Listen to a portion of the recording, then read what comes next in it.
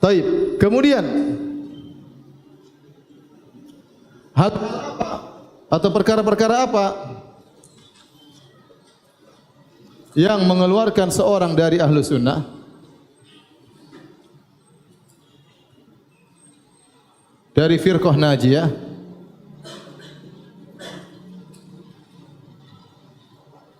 Maka para ulama menjelaskan ini maksud adalah bid'ah-bid'ah dalam akidah. Bid'ah-bid'ah apa?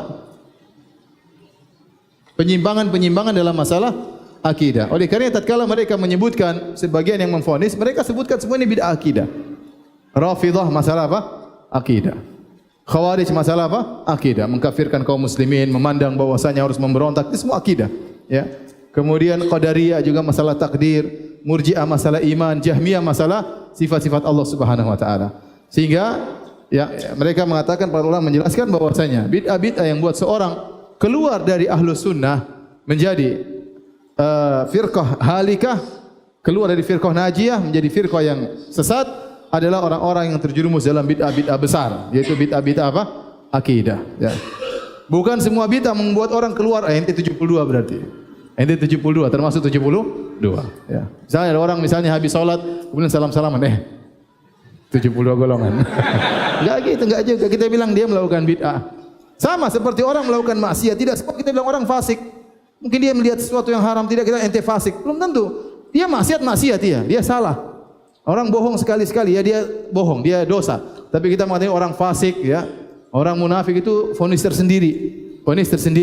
Jadi tidak semua orang yang melakukan bid'ah kemudian kita mengatakan dia termasuk 72 golongan. Ya. Jadi bid'ah-bid'ah yang dimaksud oleh para ulama bid'ah-bid'ah besar, bukan bid'ah-bid'ah amaliyah yang sederhana yang bertingkat-tingkat. Atau seperti ibaratnya ini yang dijelaskan oleh Syekh Islam Taimiyah, yang juga disebutkan oleh ulama sekarang seperti Syekh Sa'di, kemudian Syekh Ibn Jibrin rahimahumullah taala, atau dengan yang disebut oleh Asy-Syatibi, maksudnya bid'ah-bid'ah yang buat seorang keluar dari Ahlussunnah wal Jamaah adalah bid'ah-bid'ah pada perkara kulliyat. Kulliyat itu perkara-perkara yang mencakup umum.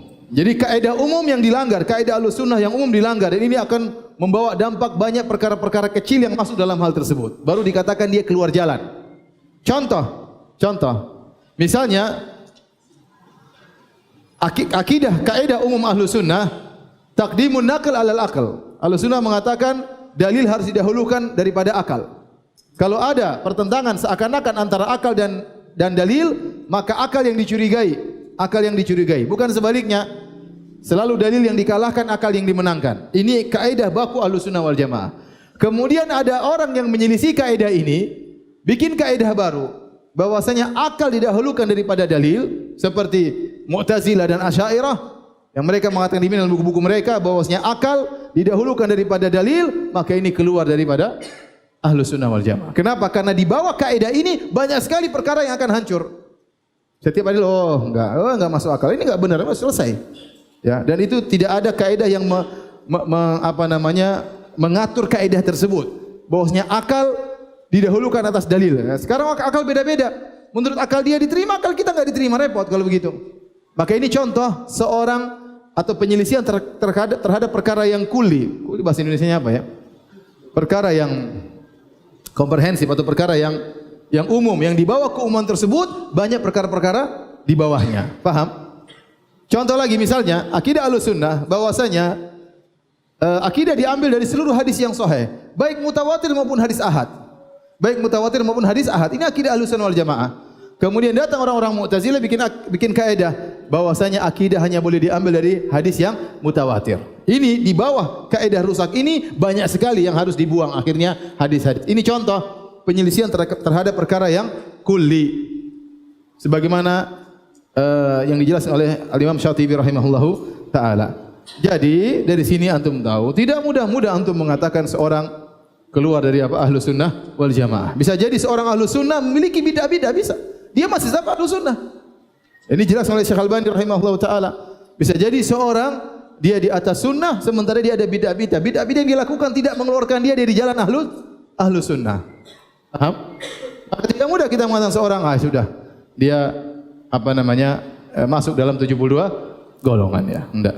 Tapi Kalau kita jelaskan ini salah, ini batil, itu kewajiban bagi kita. Memvonis urusan lain, memvonis urusan lain. Kita enggak tahu bagaimana dia di akhirat, kita enggak tahu. Yang jelas tugas kita menjelaskan kesalahan yang ada.